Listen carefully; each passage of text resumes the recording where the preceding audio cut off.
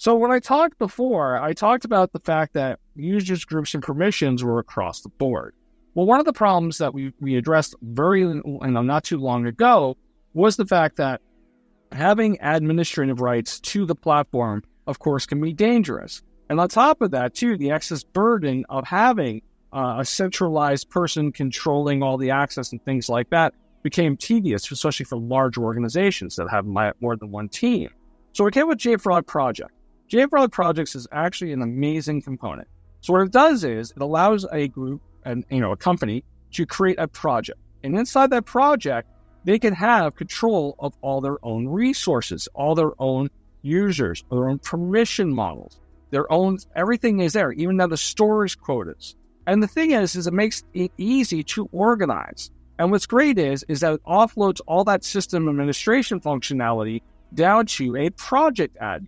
So like I said, they can invite their own people to the project. You can assign roles to their project. It sets, a storage quota to say, hey guys, you know what? We need to go ahead and clear out this bunch of these repositories because we're actually eating up a lot of space, perceived space, because right, this is, actually the checksum-based approach. But still, you might want to do cleanup after a while. It makes onboarding so much easier because everything is consolidated down to that project.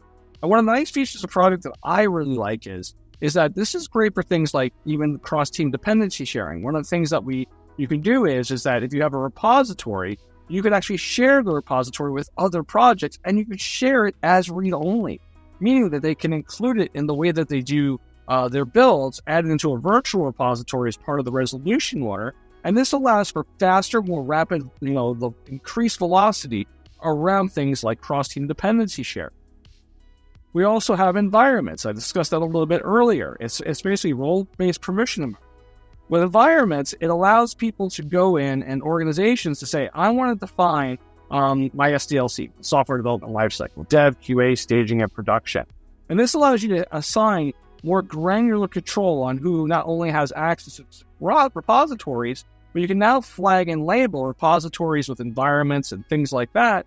But you could also now go even more granular to say, like, Bob has access to development, but he shouldn't have access to production. Or, Bob has access to development, but we don't want him to be part of QA, but we want him to be able to promote items into QA so that QA can test them. And environments allow you to go in and also pull information to say, how many things have we produced in development that have actually made it to production? So there's some quantifiable metrics that are behind that too, that you can extract from our logs or connect to a tool that can read the logs, like a Datadog or a Splunk. And you can get this kind of level of information. And the next thing we have is Access Federation. Now, Access Federation, I need you to understand, this is for companies that purchase our Plus platform.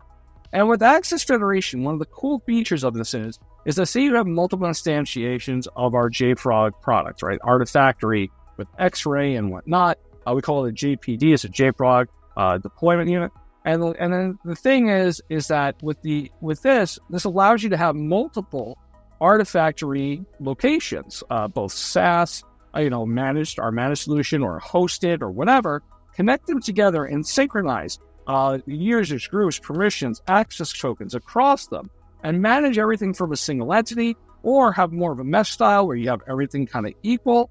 It also will allow global access controls, even now to edge nodes, and it's very suitable for very large organizations or even geographically dispersed organizations, or things like CI tooling and other things too.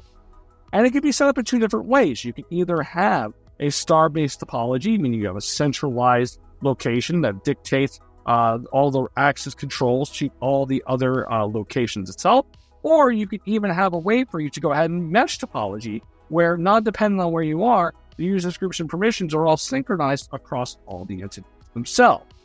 So that's a quick overview of our user management, Access Federation, projects, and also to environment. Thank you very much.